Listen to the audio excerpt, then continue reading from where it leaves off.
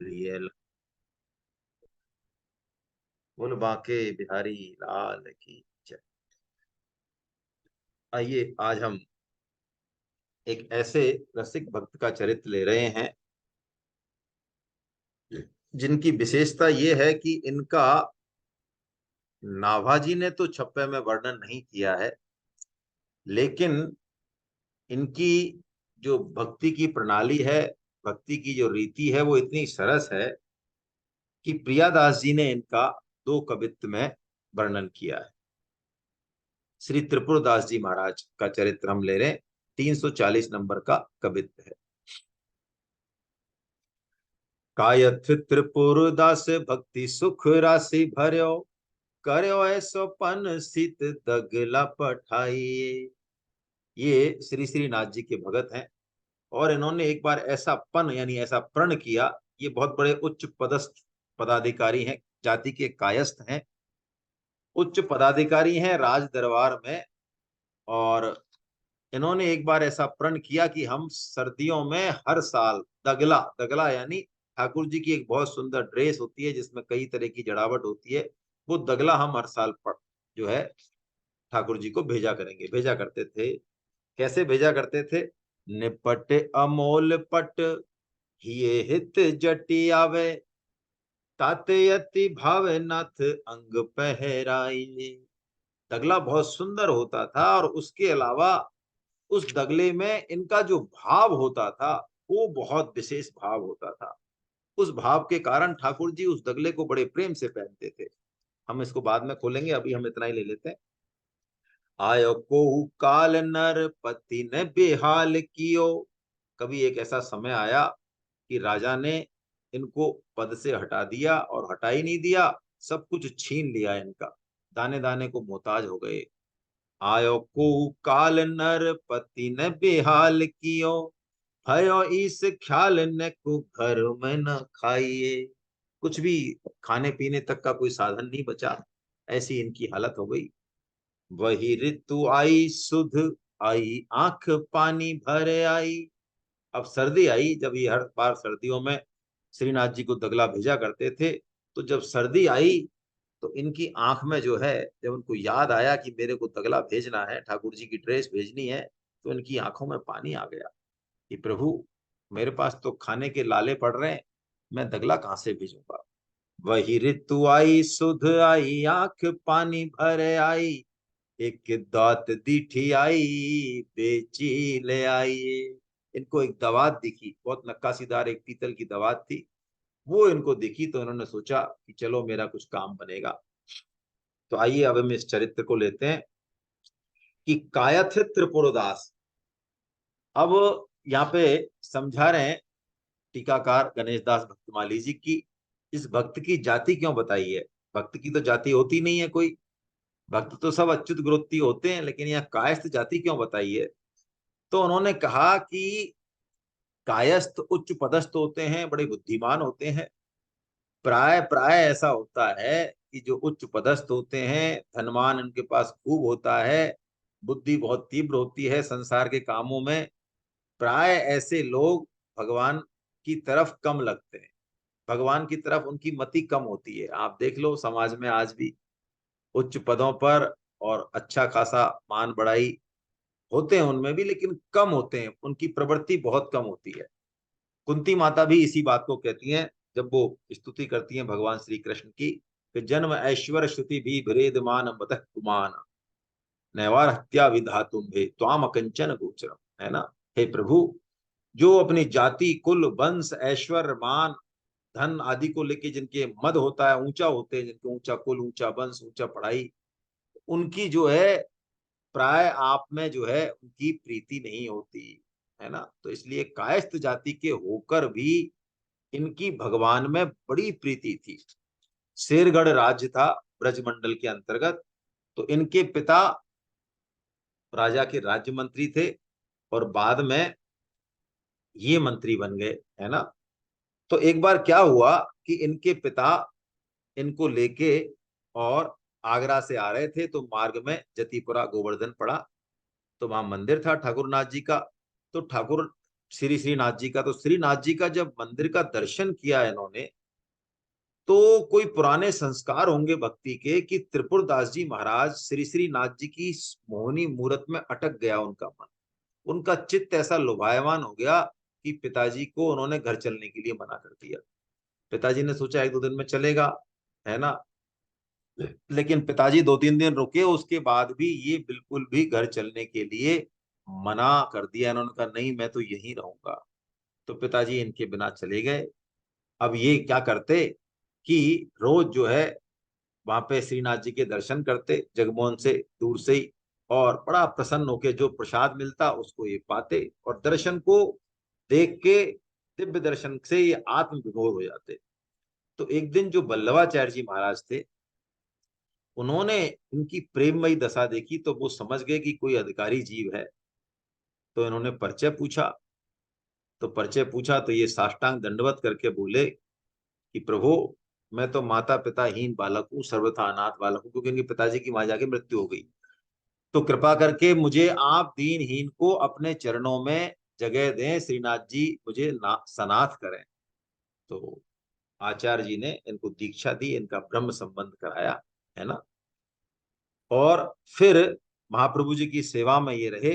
फिर महाप्रभु जी ने इनको अपने घर भेज दिया कि अभी आपके कुछ संस्कार हैं, तो अब आप जो है वापस जाइए।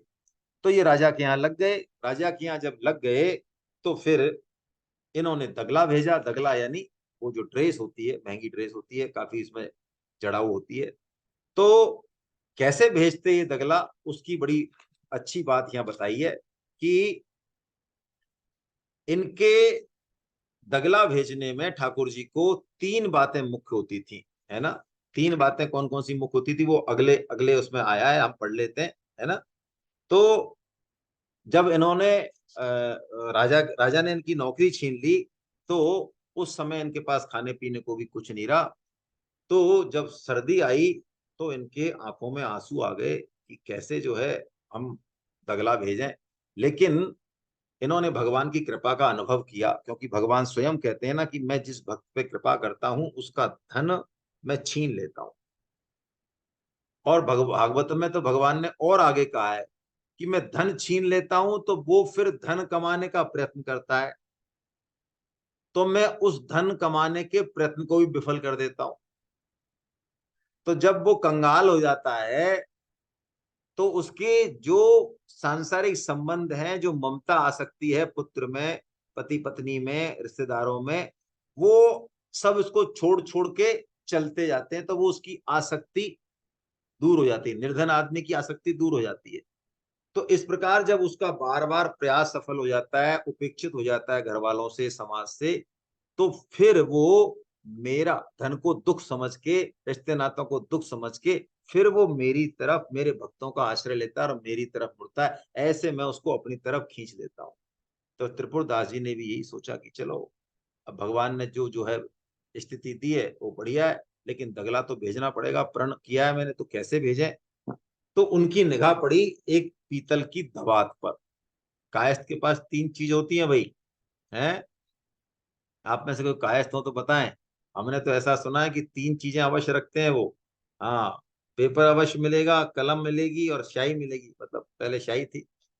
और ऐसा सुना है हमने कि लक्ष्मी जी पे, वो लक्ष्मी जी की पूजा नहीं करते हैं, वो कलम की ही पूजा करते हैं। हाँ, कलम की पूजा करते हैं ये लोग। तो उन्होंने दवात देखी, नक्काशीदार, तो उन्होंने कहा अब मेरा काम बन गया, इस दवात से कुछ तो आएगा। तो बेच के बाजारियों रुपया एक पायो ताको, लायो मोटो थान माते रंगे लाल लाइए। अब एक सूत का मोटा थान लिया 1 रुपए में, और क्या क्या आता, और रंग ले आए लाल रंग, उसको रंग दिया। बस लाल कपड़ा नहीं लाए, महंगा आ रहा था, सूत का थान लाए और उसको रंग लगा दिया 1 रुपए का, 1 रुपए में सामान लाके। और अब देखिए, उससे उन्होंने ठाकुर जी की ड्रेस बनवाई। कैसे बनवाई कि भीजो अनुराग पुनि नैन जल धार भीजो। ड्रेस बनवा रहे हैं, ठाकुर जी की सेवा कर रहे हैं, रंग लगा रहे हैं, काट रहे हैं, पीट रहे हैं, ठाकुर जी का दगला बना रहे हैं। तो भीजो अनुराग, हृदय में इतना प्रेम है अपने ठाकुर जी के प्रति। भीजो अनुराग पुनि नैन जलधार भीजो, और अश्रुओं से वो दगला भीज रहा है। और भीजो दीन ताई धर राख्यो और आई। और दैन यानी अब तक जो उन्होंने इतने दगले भेजे ऐसे महंगे महंगे, उसका कोई उनके मन में ये नहीं है कि मैंने इतनी सेवा तो करी थी ठाकुर जी की 10 साल, अब की बार नहीं भेजा तो क्या हुआ। करता नहीं है, करतापन नहीं है, दैन्य है कि मैंने कुछ नहीं किया और इस बार तो मेरा क्या है। दैन्य होता है। ठाकुर जी को 3 चीजें प्रिय होती हैं भक्ति में, 3 चीजें। क्या? जो इन्होंने बताया, भी जो अनुराग यानी प्रेम, प्रेम है कि राम ही केवल प्रेम प्यारा, और जान लेहु सो जानन हारा। भगवान को प्रेम प्यारा है, प्रेम के भूखे हैं। इसके अलावा कोई भी चीज ऐसी है नहीं भगवान के पास जो उनके पास कमी हो, बल्कि वहीं से आ रही है। सब कुछ चीज जो भी संसार में है बड़ी से बड़ी, वो सब वहीं से आ रही है, उन्हीं के पास से आ रही है। एक प्रेम की जरूर कमी है भगवान के पास, क्योंकि प्रेम की क्या क्वालिटी है कि जितना बढ़ता है ये उतना ही ऐसा लगता है कि कम हो रहा है, कम हो रहा है। पै पून्यो या में नहीं, इसमें पूर्णिमा नहीं है, ये कमी रहता है। पै पून्यो या में नहीं, भक्त रसिक रसिक जी कहते हैं कि इसमें पूर्णिमा नहीं होती कभी प्रेम में, ये बढ़ता ही जाता है, प्रतिक्षण वर्धमान है। तो प्रेम है। दूसरा क्या है कि पुनि नैन जलधार भी जो आश्रु, अश्रु मतलब कि भक्तों के जो प्रेम के आंसू हैं उनका कोई मोल तोल नहीं होता है ना। हाँ तो वो नहीं होगी चालू मेरे से तो, यूट्यूब वाली भाई चालू नहीं होगी। लोग कह रहे हैं, अब क्या करें, मेरे से तो चालू नहीं हुई है। मैं डाउनलोड ही करूंगा अब थोड़ी देर बाद, आज नहीं हुई मेरे से चालू। तो अनुराग हो गया, आंसू हो गए, है ना। और तीसरा दैन्य हो गया। आंसू मतलब निष्कपट, निराभिमानता। आंसू तभी तो निकलेंगे, निराभिमानता। और दैन्य, दैन्य कैसा है ना। दैन्य तो ऐसा है कि बस भगवान के अलावा और किसी का आश्रय नहीं है। जेहि दीन पियारे वेद पुकारे, द्रव्यउ सो भगवाना। सिर्फ दीनता के बल पे भगवान द्रवित हो जाते हैं। यही दरबार दीन को आदर, रीत सदा चले आई। तुलसीदास जी कहते हैं कि इस दरबार में तो दीन का ही आदर है, बस आदर है तो एक दैन्य का है। और भक्ति के बारे में नावादास जी ने, पहले आपको ध्यान हो तो शुरू में जब हमने भक्तमाल शुरू किया था, भक्ति दीनता का आवरण पहन के आती।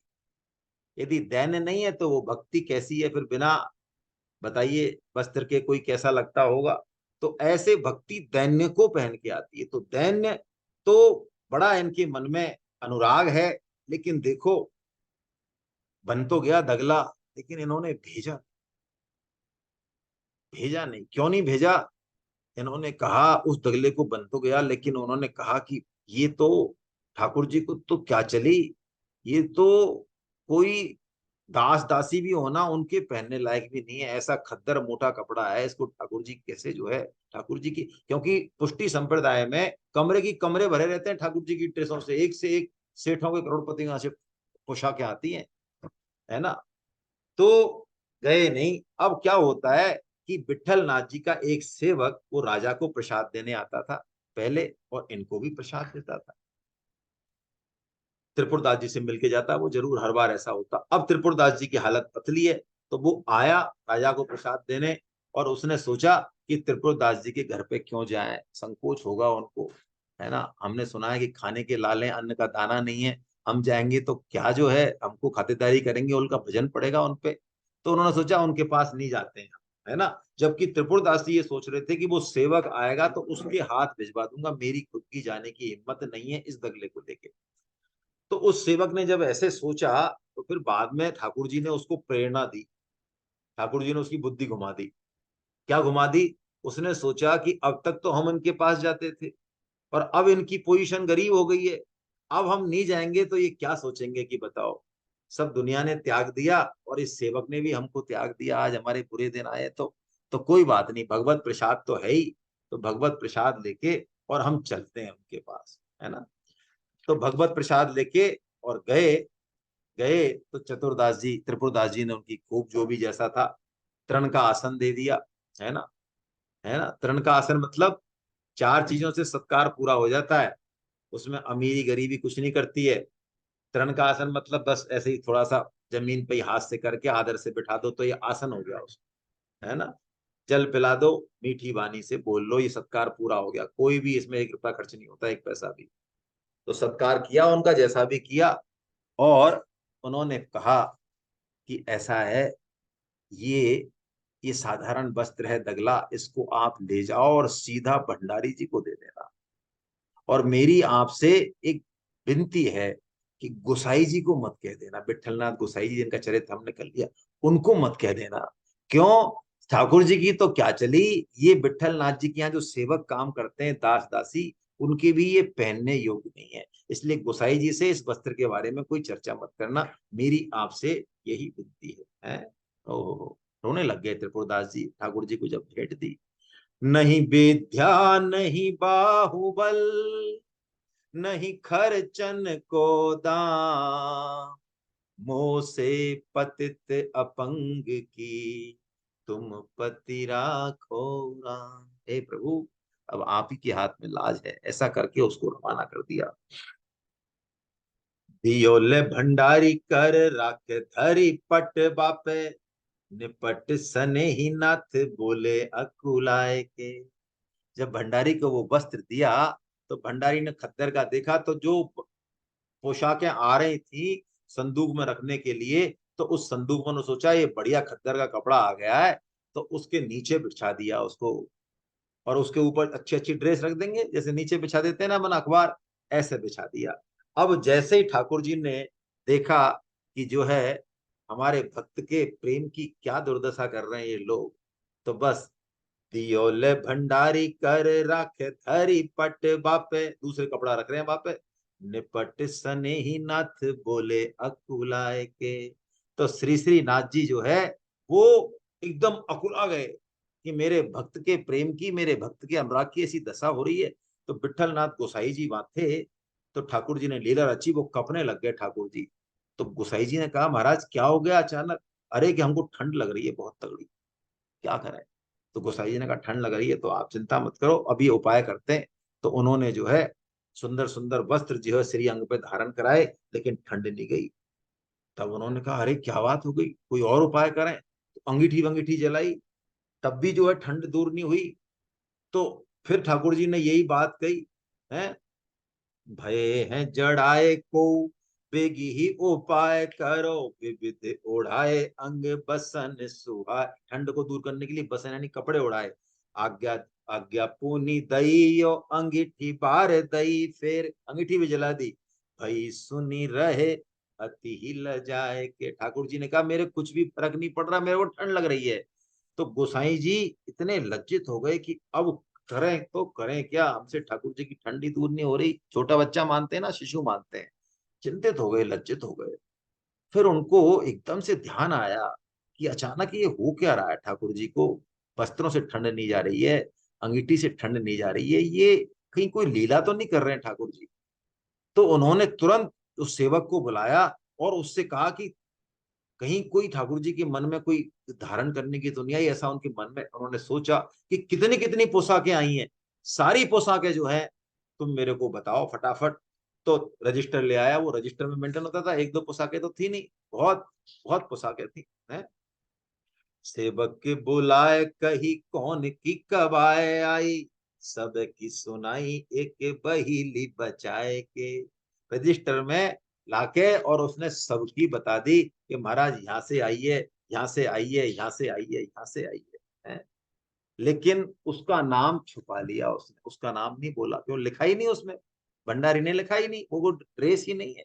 और उसने मना ही किया था, इतने त्रिपुरदास जी ने हाथ जोड़ के मना किया कि भाई अब क्या करें। और मना इसलिए किया, त्रिपुरदास जी इतने भगवान के भक्त हैं कि हमारी वजह से ठाकुर जी को दुख पहुंचे, ऐसी बात नहीं चाहते कि हम अपने अपंगता की, गरीबी की बात कहें। अरे ठाकुर जी को क्या नहीं पता है। उन्होंने उस सेवक को एक पद कहा था, वो भी हम गा लेते हैं। जेहि रहीम तन मन दियो, कियो हिये बिच भौन। अरे जिसने तन मन दिया, मन की संकल्प जो जानता है, हृदय में बैठ के जो प्रकाश करता है, जो भाव देता है, तासों दुख सुख कहने की, रही बात अब कौन। त्रिपुरदास जी कह रहे हैं कि भैया उनसे क्या हम दुख सुख की कहें, वो तो सबको जानने वाले हैं। दुख मोर नहीं उनते कहियो, सुन के बह भी दुख पावेंगे। हम भोगत हैं अपने कृत को, कब लो प्रभु जू तरसावेंगे। त्रिपुरदास जी कह रहे हैं कि हमारे दुख को मत कहना, वो दुख पावेंगे। अरे हम जो गरीबी पा रहे हैं वो तो हमारे कर्मों का लेखा जोखा है। आखिर भगवान को देखें कब तक तरसावेंगे, कभी तो रीझेंगे भगवान। एक धौंस दया करके ढरी है, पद प्रेम ही दे अपनावेंगे। अरे वो तो दया निधान है, करुणा निधान है, कभी भी ढर जाएंगे, भक्त पे ढरे ही हैं, कभी भी अपनाए हुए हैं। हम गावेंगे वह आवेंगे, दुख द्वंद हजार मिटावेंगे। ऐसा कह के सेवक को भेजा है कि भैया हम भगवान के भजन में मस्त है, कुछ कहना मत। तो सारे नाम कह दिए इन्होंने, लेकिन उसका नाम नहीं कहा। तो फिर इन्होंने कहा कि भाई अचानक उनको ध्यान आया, क्योंकि 10 साल से उनकी पोशाक को ठाकुर जी बड़े प्रेम से पहनते थे। तो प्रेम में प्रवीण चतुर गुसाई जी के ठाकुर के मन में ये बात आई। उन्होंने पूछा कि भाई उसके नहीं आया क्या, त्रिपुरदास जी की से कोई नहीं आई क्या। तो सेवक ने कहा महाराज त्रिपुरदास जी के से आई तो है, लेकिन बिल्कुल ऐसी है कि भंडारी जी ने उसको नीचे बैठा रखा है, उस कपड़े को, है ना, वो कपड़ा है मोटा, उसको तो नीचे बिछा दिया। तो उन्होंने फटाफट, मेला भी हो गया कुछ कपड़ा वो, अब वो ठाकुर जी के पहनने लायक नहीं है। और अरे उन्होंने कहा तुमको पता नहीं है, तुरंत दर्जी, दर्जी वहीं रहता था, दर्जी को बुलाया और फटाफट उसमें से कटवा कर और अंगरखा खिलाया, अंगरखा सिलाया। अंगरखा सिला के हाथों हाथ 10-5 मिनट में ही और ठाकुर जी को पहनाया। तो ठाकुर जी ने जब पहना है अंगरखा, तो ठाकुर जी कितने प्रसन्न हुए। ठंड तो चली गई और ठाकुर जी जो है एकदम से प्रसन्न हो गए हैं अंगरखा पहन के। ऐसा ये लीला देख के सभी भक्तों के हृदय में विश्वास हो गया कि ओ हो, श्रीनाथ जी ने अपने हृदय में निज भक्तों को बसा रखा है। इसलिए इनके हृदय और भक्तों ने इनको बसा रखा है। कैसा बसा रखा है कि भक्तों ने भगवान को ऐसे बसा रखा है कि उनके हृदय में कोई और बात आती ही नहीं है। जैसे नरसिंह भगत का हमने चरित्र देखा, नरसिंह भगत जी का उनके भाई और भाभी बहुत अपमान करते हैं, हम लेंगे चरित्र। लेकिन नाभाजी कहते हैं कि नरसिंह भगत के हृदय में श्री कृष्ण प्रेम इतना भरा हुआ है कि मान और अपमान को टिकने की कहीं जगह ही नहीं मिलती है। मोहन छवि नैनन बसी, पर छवि कहाँ बसाए। हरी सराय रही में लगी, पथ के आप फिर जाए। कैसी बढ़िया बात अनन्यता की। अनन्यता क्या, जैसे सराय यानी धर्मशाला यदि भरी हो और पथिक आ जाए कोई, अब भैया वहां भरी है सराय, जगह बिल्कुल है नहीं, वरामदे वरामदे सब भरे तो अपने आप वापस जाएगा। तो भक्तों का हृदय प्रभु प्रेम में ऐसा होता है कि काम क्रोध लोभ मान अपमान आते भी हैं तो वापस चले जाते, कहाँ जाए जगह ही नहीं है, टेकेंगे कहाँ, है ना। ऐसी बात है। तो पहना ठाकुर जी ने और बड़ा बड़े प्रेम से पहना। जय जयकार हुई त्रिपुरदास जी महाराज की। त्रिपुरदास जी महाराज की 3 निष्ठाएं थी बड़ी अपूर्व। एक चरित्र इनका और ले लेते हैं, एक प्रकरण कि एक तो जो महाप्रभु वल्लभाचार्य जी महाराज थे उन पर बड़ी निष्ठा थी, और ठाकुर जी श्रीनाथ जी के प्रसाद पे बड़ी निष्ठा थी, और उनके चरणामृत पे भी बड़ी प्रसाद थी। चरणामृत जब तक नहीं लेते ये अन्न का दाना नहीं पाते थे। जब राज्य मंत्री थे बड़े ठाट बाट थे इनके, तो आगे से आगे आता रहता, सेवकों को पता था, सेवक बनाने वाले थे ही प्रसाद। तो एक बार क्या हुआ, ऐसा संयोग हुआ कि चरणामृत खत्म हो गया। तो उन्होंने कहा फिर कि सेवकों ने भोजन लगाया कि महाराज आज चरणामृत प्रसाद पूर्ण हो गया है। तो उन्होंने कहा तुमने पहले क्यों नहीं बताया, अब मुझे भोजन करके दरबार में जाना है। अब ऐसा है मैं भोजन तो करूंगा नहीं, सुबह से कुछ खाया नहीं, तो मैं अब दरबार में जा रहा हूँ, अब मुझे बुलाना मत, अब मैं शाम को ही आऊंगा, अब देखते हैं प्रभु क्या करते हैं, क्योंकि दरबार में भी कुछ खाना नहीं था। जब तक शरीर चलेगा चलेगा, देखेंगे क्या होता है। तो चले गए, शिथिल हो गया तो कहीं आराम करेंगे, ऐसा पड़े रहेंगे कहीं, लेकिन बिना चरणामृत तो हम कुछ भी नहीं लेंगे। तो इनके पीछे से जब दरबार ये चले गए, रसोईया रसोई काम में लग गया, तो एक 10 वर्ष का बालक आता है, 3 थैली लेके आता है। रसोइया ने पूछा भैया क्या है?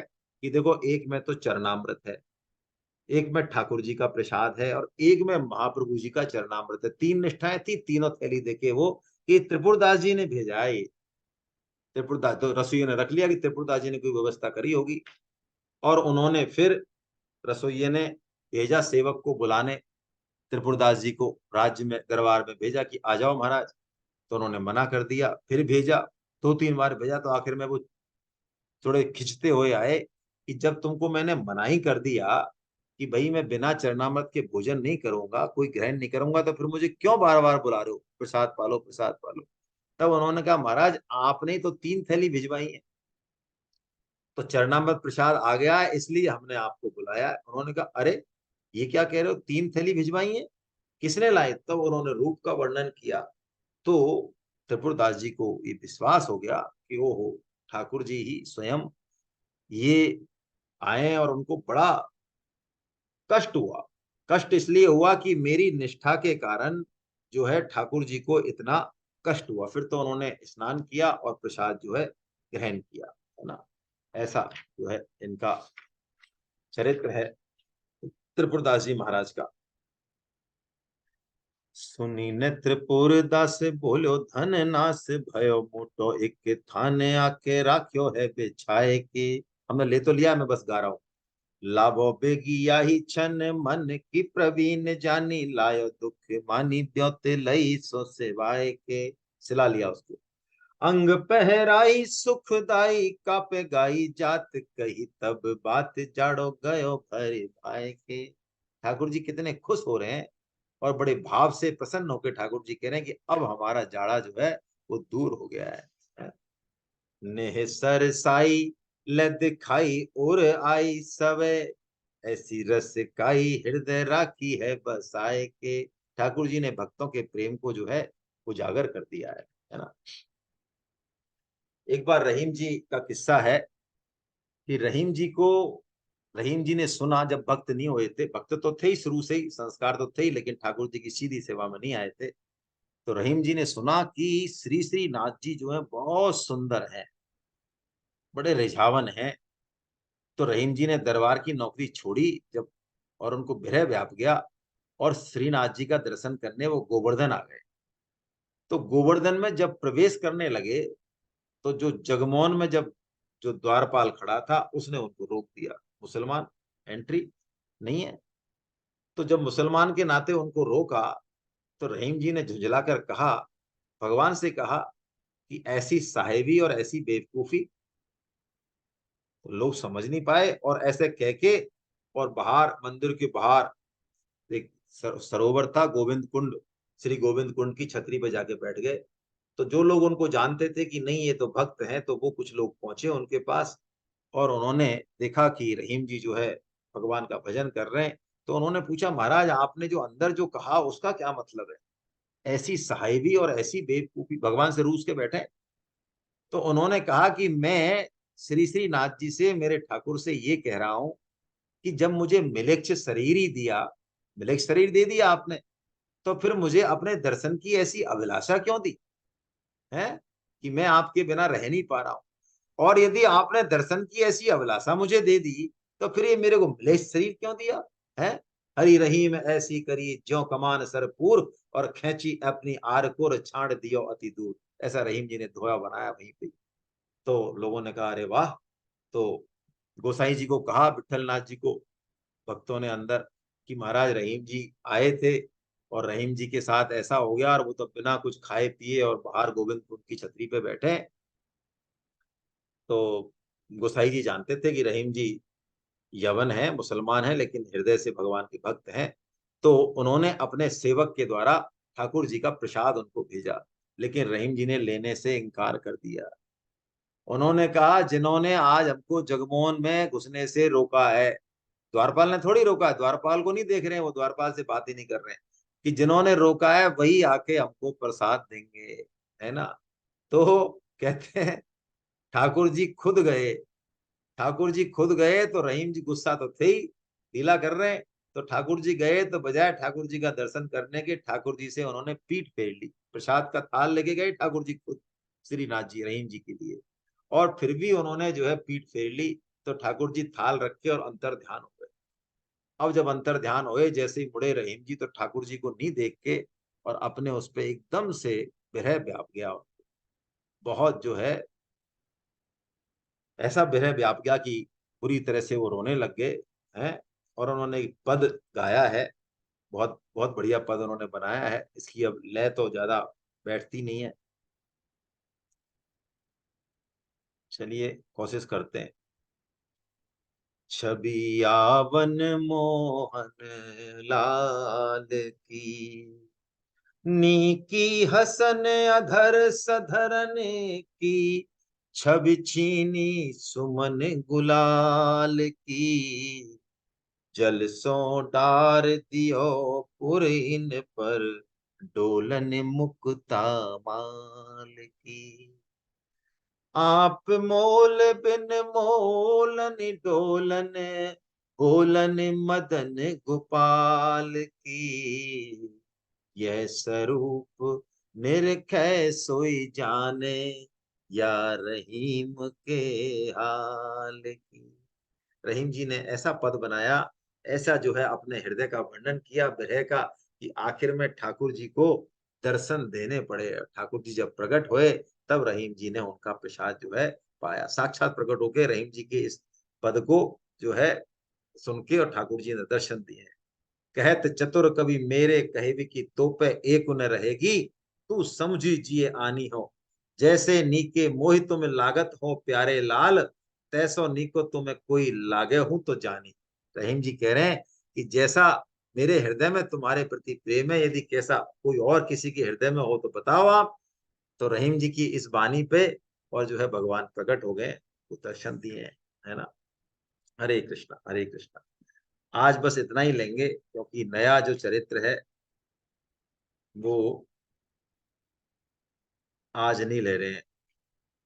सात विठल दास जी के सात पुत्र जिनकी जो चर्चा थी बस वो कर लेते हैं, है ना। एक छप्पे इसी के लिए दिया है, बस ये छोटा सा छप्पे कर लेते हैं, बाकी कृष्णदास जी का चरित्र तो बाद में लेंगे।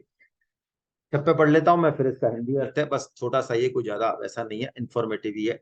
श्री विठलेश सुत सुहृद श्री गोवर्धन धर ध्यान धाइये। विठलेश सुत यानी विठलनाथ गोसाई जी के सात पुत्र हुए। और कैसे हुए कि गोसाई जी भगवान को बड़ा प्रेम करते थे, वात्सल्य भाव था। तो एक बार ठाकुर जी ने इनको कहा कि आप वर मांगो। वर मांगो तो उन्होंने कहा कि जैसा आपने द्वापर में नंद और यशोदा को वात्सल्य सुख दिया ना, वैसा ही सुख आप मेरे को भी प्रदान करो। ये मांगा गोकुलनाथ जी, विठलनाथ जी गोसाई ने। तो भगवान ने कहा कि देखो, पुरुष यानी पिता चाहे कितना ही प्यार कर ले, लेकिन जो आनंद माता के स्नेह में है वो आनंद पूर्ण नहीं होता जब तक कि माता का स्नेह नहीं हो। इसलिए यदि आपको नंद यशोदा का सा वात्सल्य सुख चाहिए तो आपको शादी करनी पड़ेगी।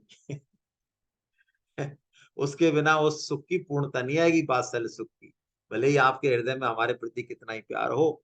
तो ऐसा जब इन्होंने कहा तो उन्होंने कहा कि ऐसा नहीं हो कि मैं जो है शादी करूं और फिर मैं आपकी माया के चक्कर में फंस जाऊं, क्योंकि आत्मा वे जायते पुत्र कहा है, पुत्र स्वयं की आत्मा ही होता है, इसलिए पुत्र में और पुत्री में बड़ा स्नेह होता है आदमी का। तो भगवान ने फिर इनको ये वरदान दिया कि बात तो तुम्हारी ठीक है, लेकिन देखो, तुम्हारे कोई दिक्कत नहीं होगी, तुम्हारे सात पुत्र होंगे, हम वरदान देते हैं। और सात पुत्रों में से जो शुरू के 5 साल हर पुत्र में हमारा आवेश रहेगा उसमें, यानी वो पुत्र जैसे भगवान श्री कृष्ण अटखेलियां करते थे, है ना, इस तरह वो सारे पुत्र 5 साल तक हमारा आवेश रहेगा, बाद में बड़े हो जाएंगे। तब ये शादी के लिए जो है राजी हुए, है ना, और इन्होंने शादी करी। श्री गिरधर जू सरस सील गोविंद जू सात ही। अब हम देखेंगे सात पुत्रों के नाम क्या है। और विठल नाथ गोसाई जी ने जब अपना यही लीला संवरण की, गोलोक धाम गए, कल हमने देखा था, तब उन्होंने 7 विग्रह दिए थे अपने सातों पुत्रों को। कल हमने कही ना बात, ये तो खोली नहीं थी, आज ये खोली है नाभाजी ने, कि वो 7 विग्रह कौन कौन से थे उनको भी हम समझें और 7 पुत्रों के नाम समझें। और उनकी क्या विशेषता है वो भी हम थोड़ा सा देख रहे हैं बस, है ना, जिससे कि कल से हम पूरा चरित्र लेंगे फिर सीधा। तो श्री गिरधर जी सरसशील गोविंद जू साथ ही, तो गिरधर जी को तो इन्होंने, ये जो श्रीनाथ जी हैं, श्रीनाथ जी की एक उत्सव मूर्ति मथुरेश जी, जो अभी जतिपुरा में मथुरेश जी विराजमान है। श्रीनाथ जी तो श्रीनाथ जी में चले गए राजसमंद में, जतिपुरा के श्रीनाथ जी हैं वो तो वहां चले गए। तो अब मथुरेश जी वर्तमान में विराज रहे हैं, तो उनको मथुरेश जी का विग्रह दिया। दूसरे गोविंद राय जी, गोविंद राय जी, इनको श्री श्रीनाथ जी की जो है विग्रह दिया, जो कि अभी श्रीनाथ जी राजस्थान राजसमंद में विराज रही है, वो गोविंद राय जी को दिया है इन्होंने, है ना। गोविंद राय जी इनके विशेष रहे हैं, जिससे उनके द्वारा प्रचार ज्यादा हुआ है। तीसरे बालकृष्ण दास जी, बालकृष्ण दास जी को द्वारकाधीश कांकरोली में, है ना, द्वारकाधीश भगवान जो कांकरोली में, हाँ, तो द्वारकाधीश जो कांकरोली में विराजमान है पुष्टि संप्रदाय के, उनको बालकृष्ण जी को वो विग्रह दिया। चौथे पुत्र गोकुल नाथ जी, अभी वो गोकुल में ही जो है विग्रह है, अभी भी वही सेवा हो रही है उनकी, गोकुल में विराज रहे गोकुल नाथ जी महाराज। और पांचवें पुत्र श्री रघुनाथ जी, इनको गोकुल चंद्रमा जी जो काम वन में, है ना, काम वन में, गोवर्धन के पास ही काम वन में वहां विराजते हैं। छठे पुत्र यदुनाथ जी, इनको ठाकुर बालकृष्ण जी का विग्रह दिया, बालकृष्ण भगवान का, ये सूरत में विराजते हैं, इनका सूरत में विग्रह है। और सातवें पुत्र घनश्याम जी, जो कि ठाकुर श्री मदन मोहन जी का विग्रह दिया, करौली वाला मदन मोहन जी नहीं, है ना, वो तो सनातन गोस्वामी जी महाराज द्वारा सेवित है। ये ठाकुर श्री श्री ठाकुर मदन मोहन जी का विग्रह है, ये भी काम वन में ही विराजते। तो ये सात विग्रह दिए, सातों को इनकी जो है सेवा की रीति प्रीति समझाई, और सातों पुत्रों के द्वारा धर्म का प्रचार हुआ, सात गद्दियों की स्थापना हुई। सभी में आज उसी तरह से सेवा होती है, जैसा कि विठलनाथ गोसाई जी जो है बता के गए। हरे कृष्णा हरे कृष्णा हरे कृष्णा। आज बस इतना ही भाई, आज इतना ही, नया चरित्र अगली बार से शुरू करेंगे, है ना। किसी के मन में कोई बात हो तो हम कर लें, एक तो फिर अभी इसको अपलोड कर देंगे। कुछ लोग जो कह रहे हैं यूट्यूब पे नहीं हुआ, इसको अपलोड कर लेंगे, वो देख लेंगे यूट्यूब पे, आज हो नहीं पाया, है ना। गोविंद जय जय गोपाल जय जय,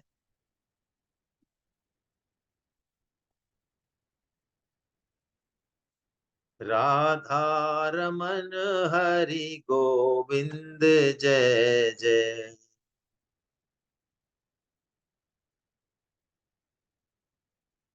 श्री राधा रमन हरि गोविंद जय जय, गोविंद जय जय गोपाल जय जय, गोविंद जय जय गोविंद राधा राधा रमण हरि गोविंद जय जय, राधा रमन हरि गोविंद जय जय, श्री राधा रमण हरि गोविंद जय जय, राधा रमन हरि गोविंद जय जय। नाम संकीर्तनम यस्य नाम संकीर्तनम यस्य सर्व पाप प्रणाशनम, सर्व पाप पाप प्रकाशनम, प्रणाशनम, प्रणामो दुःख समनस्तं नमामि हरिं परम, प्रणामो दुःख समनस्तं नमामि हरिं परम।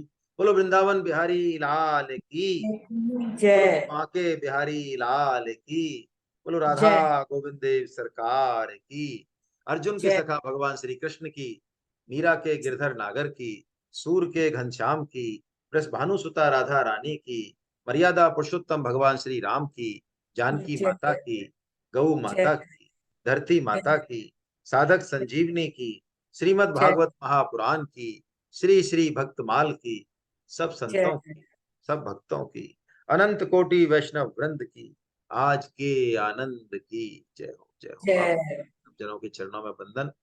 जय जगन्नाथ। हम मिलते हैं अगले वीक, शायद क्लास नहीं होगी, है ना, क्योंकि सेमिनार है गोरखपुर में, और उसके बाद वहां से जो है पशुपति नाथ जी जाने का प्रोग्राम है। तो इसलिए नहीं हो पाएगी शायद क्लास, तो उससे अगले वीक में हम मिलते हैं, है ना। हरे कृष्णा। जय जगन्नाथ। जय जगन्नाथ। जय जगन्नाथ। जय जगन्नाथ। जय जगन्नाथ।